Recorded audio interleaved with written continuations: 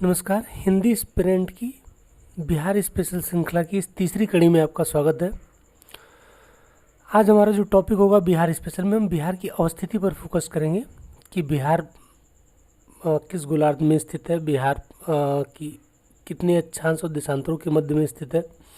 ये सब चीज़ें हमारे अध्ययन का आज जो है केंद्र बिंदु होगा। कल हमने जो टॉपिक पढ़ी थी वो बिहार की स्थापना को पढ़ा था। बिहार की स्थापना में हमने जो लास्ट में पढ़ा था कि एक गलती हो गई थी कि बिहार की स्थापना में जो हमने पढ़ा था कि बिहार का 38वां जिला जो हमने देखा था वो हमने वहाँ पे कह दिया था कि जहानाबाद जो कि अरवल से टूट के अलग हुआ है, तो वो उल्टा हो गया था कि बिहार का 38वां जिला वो कौन सा है, अरवल है। ठीक है, बिहार का 38वां जिला अरवल है जो कि किससे टूट के अलग हुआ है, तो जहानाबाद से टूट के अलग हुआ है। कब? 2001 में। हमने जस्ट इसका उल्टा बता दिया था कि जहानाबाद जिला है 38वां और जो किससे टूट के अलग हुआ है, अरवल से। तो आप याद रखेंगे कि 38वां जिला कौन सा है, अरवल है, जो 2001 में जहानाबाद जिले से टूट के अलग हुआ है। यहाँ पे मैप में देखिएगा, ये अरवल जिला है, ठीक, जो इस जहानाबाद से टूट के अलग हुआ कब? 2001 में। जानते हैं कि 15 नवंबर 2000 को क्या हुआ था, बिहार से झारखंड को अलग कर दिया गया। अब बिहार में जिस समय विभाजन किया गया बिहार और झारखंड के रूप में, बिहार में कुल 55 जिले थे, जिनमें से 18 जिले तो आपके चले गए झारखंड में, उससे झारखंड राज्य बना। बाकी 37 जिलों के साथ जो है बिहार एक अलग प्रांत के रूप में, अलग राज्य के रूप में गठित किया गया 2000 में, 15 नवंबर 2000 को। लेकिन अगले साल 2001 में बिहार ने क्या किया, अपने एक नए जिले का गठन किया अरवल नाम से। और वर्तमान में बिहार की कुल जिलों की संख्या कुल कितनी हो गई है, तो 38 हो गई है। ये ध्यान में रखेंगे, ठीक है। आइए अब बिहार के सीमावर्ती देशों को हम देख लेते हैं, देश और राज्यों को देख लेते हैं। बिहार की सीमा किन के साथ लगती है, किन राज्यों के साथ और किन देशों के साथ। देखिए, पश्चिमी चंपारण सभी जिलों को हम नहीं पढ़ेंगे, जो नेक्स्ट हमारा वीडियो होगा उसमें हम जिलों के बारे में पढ़ेंगे। पूर्वी पश्चिमी कौन सा जिला है, किन किन राज्यों के साथ कौन कौन से जिलों की सीमा लगती है, ये सब हमारे अध्ययन का केंद्र बिंदु नहीं है। आज हमारा जो अध्ययन मेनली हम फोकस करेंगे बिहार की अक्षांशीय देशांतरीय स्थिति, उसका भौगोलिक विस्तार, ठीक है, उसकी उत्तर दक्षिण में लंबाई, ये सब चीज़ें हमारे अध्ययन में आज के शामिल है। तो हम देखते हैं कि पहले हम देखते हैं सीमा, बिहार की सीमा जो है वो किसके साथ लगी है। तो देखिए, बिहार की सीमा जो है उत्तर में, जैसे अगर ऐसे बांट दिया जाए, ये क्या हो गया, नॉर्थ हो गया, ठीक, इधर दक्षिण में आपका साउथ हो गया, ये आपका वेस्ट हो गया, ये आपका ईस्ट हो गया।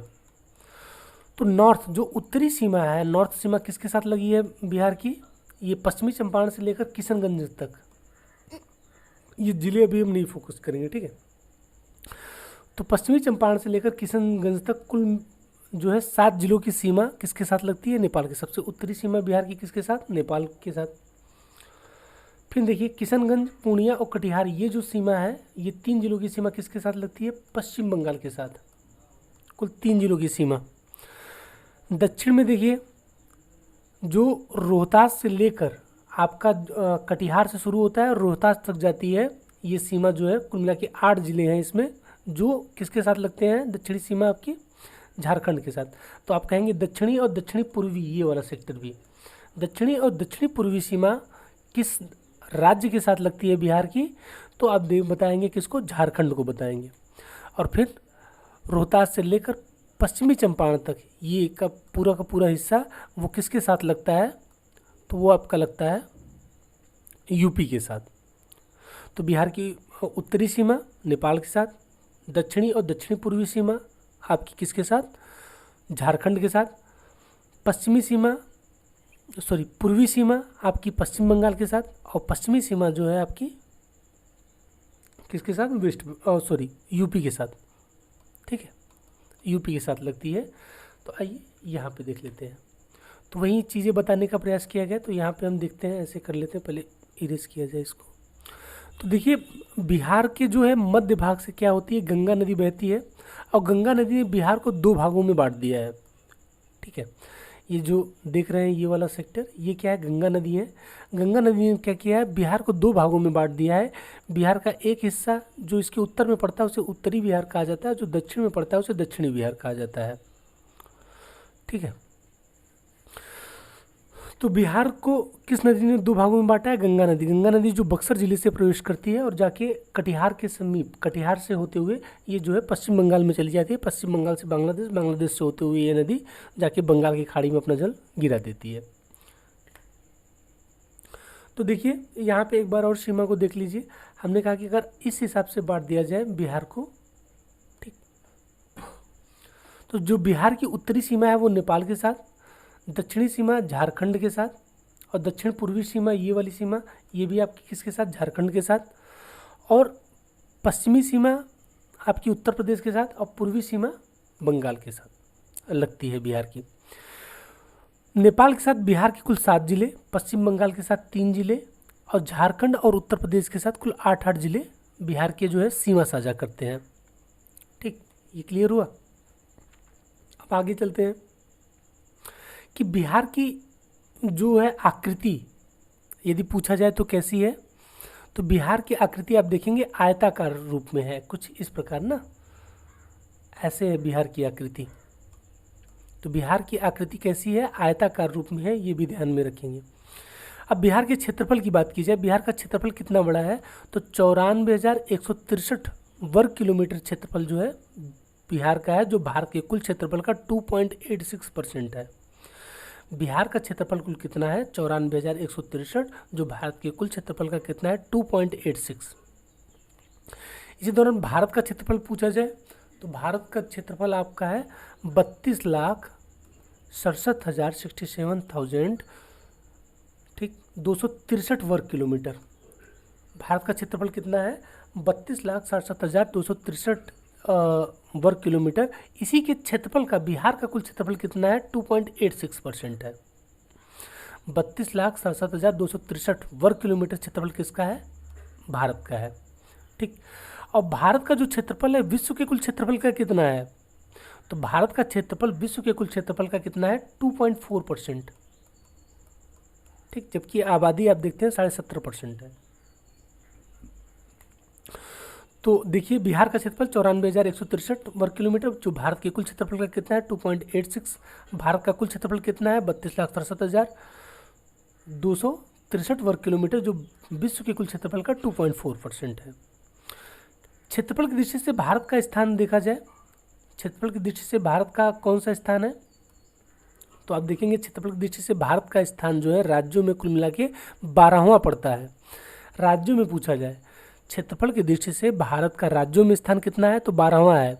यदि पूछा जाए कि राज्यों और केंद्रशासित प्रदेशों में, राज्यों और केंद्रशासित प्रदेशों में क्षेत्रफल की दृष्टि से राज्यों और ऐसे संघ शासित प्रदेश या केंद्र शासित प्रदेश दे दिया और पूछता है राज्यों या केंद्र शासित प्रदेशों में बिहार का स्थान कितना है? बिहार का स्थान कैवा है? तो आप बताएंगे तब 13वां हो जाता है, क्योंकि लद्दाख प्रोविंस चूँकि संघ शासित प्रदेश है तो लद्दाख जो है जम्मू ये आपके बिहार से बड़ा है। तो राज्यों और केंद्र शासित प्रदेशों की बात की जाए, यदि दोनों को सम्मिलित रूप से पूछा जाएगा तो आपका बिहार का स्थान कितना हो जाता है? 13वां हो जाता है। जबकि केवल राज्यों की बात की जाए कि क्षेत्रफल की दृष्टि से बिहार का राज्यों में स्थान कितना है? तो 12वां है। जो भारत के सबसे बड़े राज्य हैं वो कौन कौन से हैं? मैप में देख लीजिए यहाँ पे। तो सबसे बड़ा राज्य आपका, सबसे क्षेत्रफल की दृष्टि से सबसे बड़ा राज्य राजस्थान है, फिर मध्य प्रदेश है, तीसरा आपका महाराष्ट्र है, चौथा आपका कौन सा है? यूपी है, और 12वां स्थान कौन सा रखता है? आपका बिहार, ये वाला। ठीक, और सबसे छोटा राज्य पूछा जाए क्षेत्रफल की दृष्टि से तो आप बताएंगे गोवा। ठीक है, यहाँ पे। ठीक, तो ये हो गया बिहार के क्षेत्रफल को हमने देख लिया। अब बिहार की हम अवस्थिति को देखेंगे कि अक्षांशीय स्थिति क्या है, देशांतरी स्थिति क्या है। सबसे पहले हम मैप फोकस करते हैं। आप जानते हैं कि जो अक्षांश और देशांतर रेखाएं हैं, ये मान लेते हैं पृथ्वी है, तो पृथ्वी के पैरेलल जो एक रेखा खींची गई है ऐसे, इसे क्या कहते हैं? भूमध्य रेखा या विषुवत रेखा। इसी के मध्य बिंदु से, इसके जो मध्य बिंदु है यहीं से आपकी कोणीय दूरी लेकर खींची गई काल्पनिक रेखाएं जो हैं वो क्या कहलाती हैं? अक्षांश रेखाएं, पैरेलल में जो खींची गई हैं। ठीक है, ऐसे उत्तर और दक्षिण दिशा में। तो विषुवत रेखा के समानांतर जो पृथ्वी पर काल्पनिक रेखाएं कोणीय दूरी लेकर खींची गई हैं उन्हें क्या कहते हैं? अक्षांश रेखाएं कहते हैं। ठीक, इस प्रकार। और देशांतर रेखाएं क्या कहते हैं? देखिए, पृथ्वी का जो उत्तरी सिरा है इसे उत्तरी ध्रुव कहा जाता है और जो दक्षिणी सिरा है पृथ्वी का उसे क्या कहा जाता है? दक्षिणी ध्रुव। ठीक, उत्तरी और दक्षिणी ध्रुव को मिलाने वाली जो रेखा पृथ्वी पर काल्पनिक रूप से खींची गई है उसे क्या कहते हैं? इस प्रकार।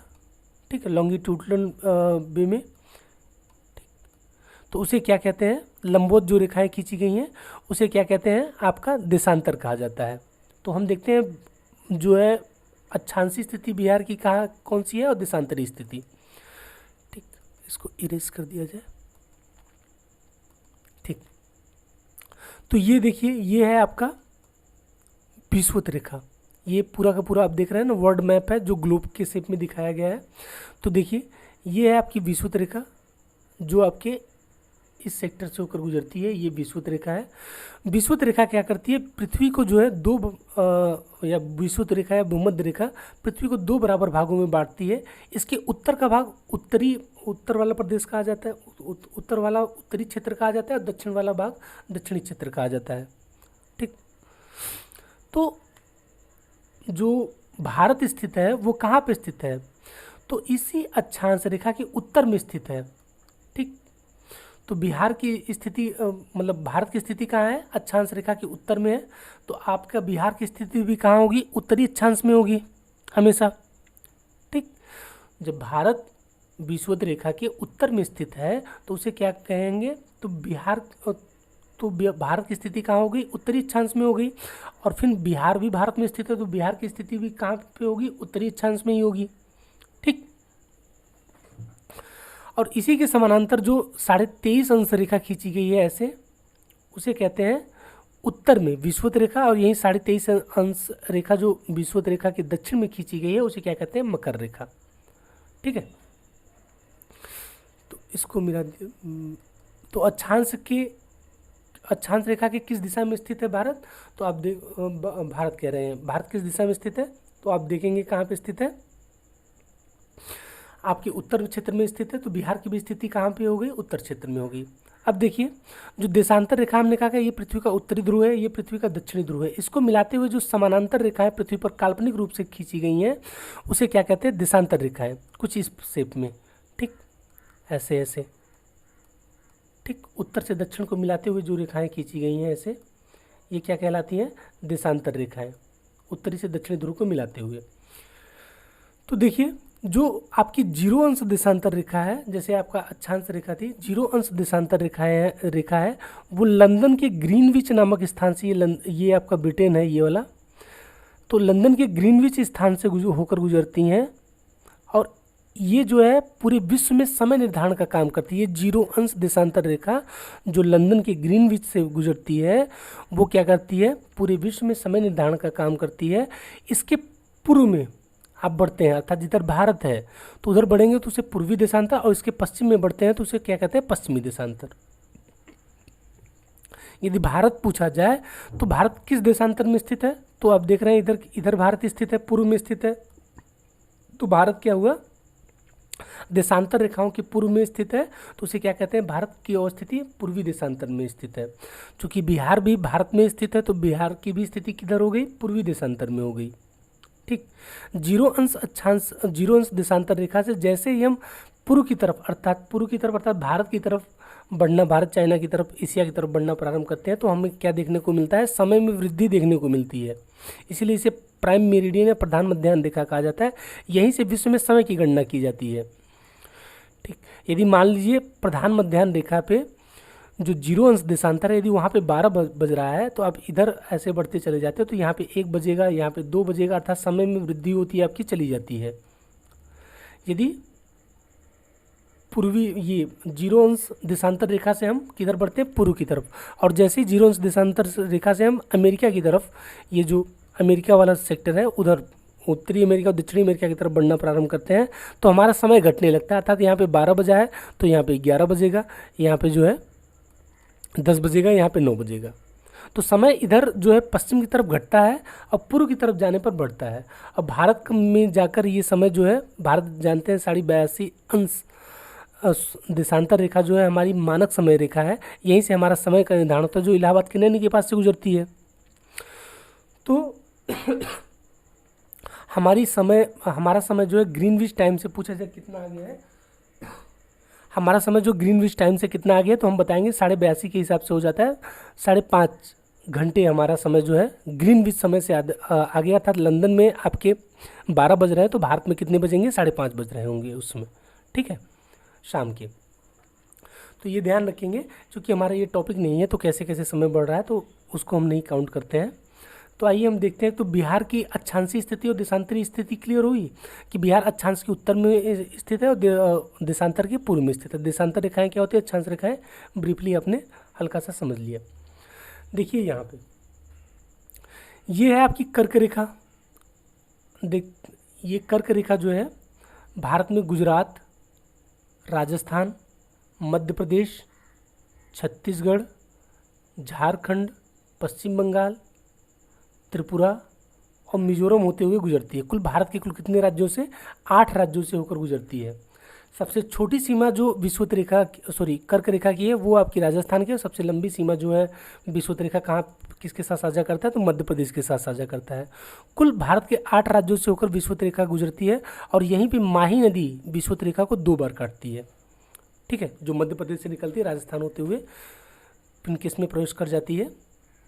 गुजरात में, ठीक। उसके बाद फिर जाके खंबात की खाड़ी में अपना जल गिरा देती है, ठीक है। तो आप देखिए कि जो विषुवत रेखा है वो भारत के 8 राज्यों से गुजरती है। इस विषुवत रेखा के भारत कहाँ पे, बिहार कहाँ पे स्थित है? ये बिहार हो गया। तो बिहार कहाँ पे स्थित है? उत्तर में स्थित है, क्लियर। तो विषुवत रेखा के उत्तर में बिहार स्थित है। और आपकी जो ये रही ना, विषुवत रेखा कह रहे हैं कि कर्क रेखा है ना, ये कर्क रेखा के उत्तर में जो है आपका जो कर्क रेखा जो भारत के 8 राज्यों से होकर गुजरती है उसके उत्तर में बिहार स्थित है। और विषुवत रेखा के भी आपके बिहार क्या है? उत्तर में स्थित है, ठीक है। तो आप याद रखेंगे 88 स्थिति उत्तर में है। और जो 82.5 हमारी मानक समय रेखा है वो जो है आपका इलाहाबाद के नैनी, कहीं कहीं मिर्ज़ापुर देखो सुनने को मिलेगा।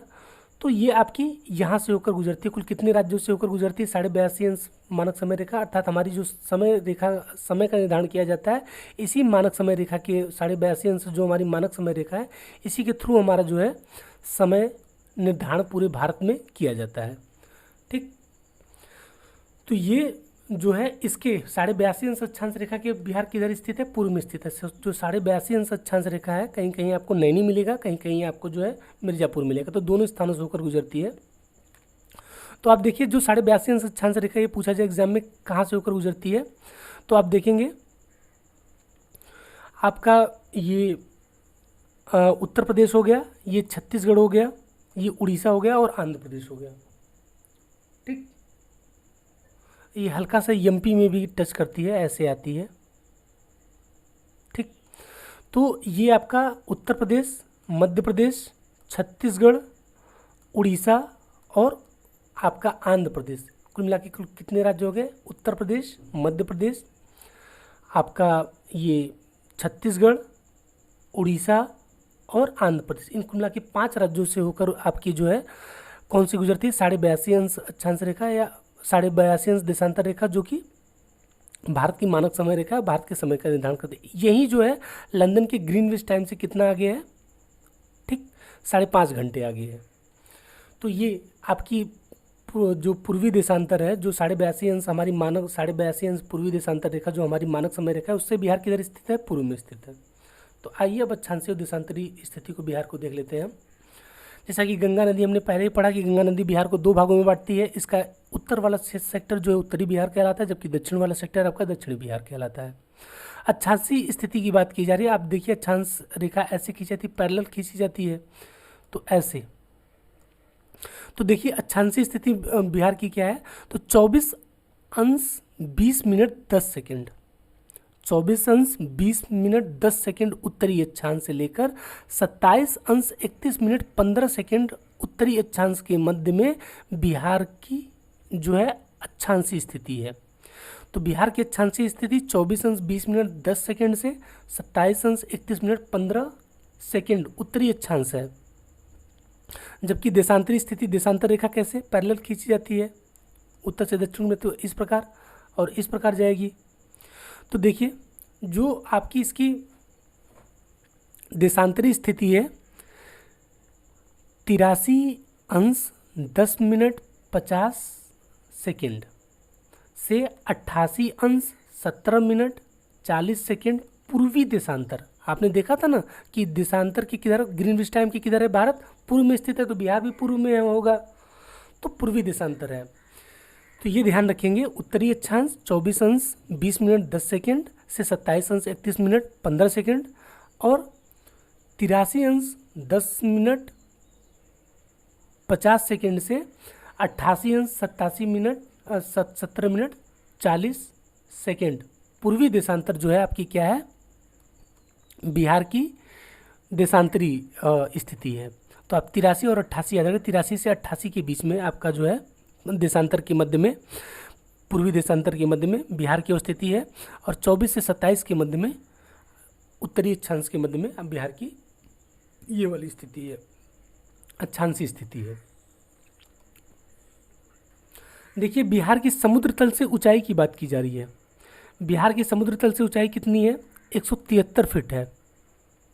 ठीक, बिहार की समुद्र तल से ऊंचाई कितनी है, 173 फीट है। और जानते हैं कि समुद्र तल से ऊंचाई कहाँ से मापी जाती है, तो जो भारत का जो चेन्नई का तट है, इधर वाला मद्रास जिसे कहते हैं, चेन्नई की तट से मापी जाती है भारत में समुद्र तल की ऊंचाई।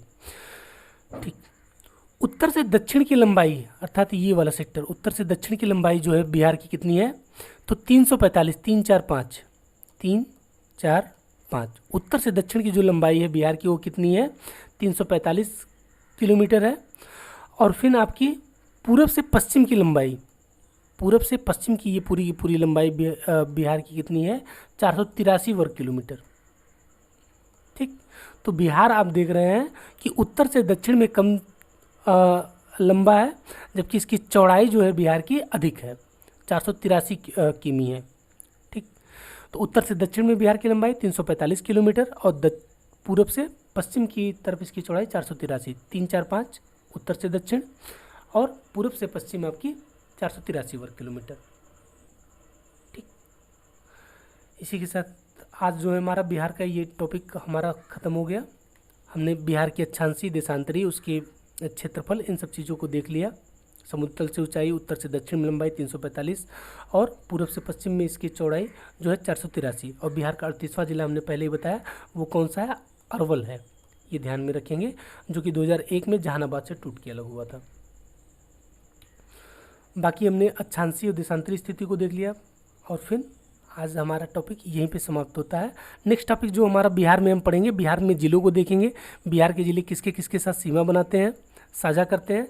फिर नेक्स्ट टाइम जो है हमारा टॉपिक प्रमंडलों से रिलेटेड होगा, क्योंकि 66 बीपीएससी में प्रमंडलों से लेकर क्वेश्चन पूछा था कि निम्न में से कौन सा प्रमंडल जो गंगा नदी के साथ सीमा साझा नहीं करता है। तो प्रमंडलों से भी क्वेश्चन आ रहे हैं, तो प्रमंडलों को भी हम पढ़ेंगे और ऐसे ऐसे करके बिहार की सारी ज्योग्राफिक, पॉलिटिकल इन स्थितियों को हम लोग बिहार की परीक्षा होने से पहले, बीपीएससी का एग्ज़ाम होने से पहले सारा का सारा बिहार स्पेशल का जो है पार्ट हम लोग कंप्लीट कर लेंगे। नमस्कार।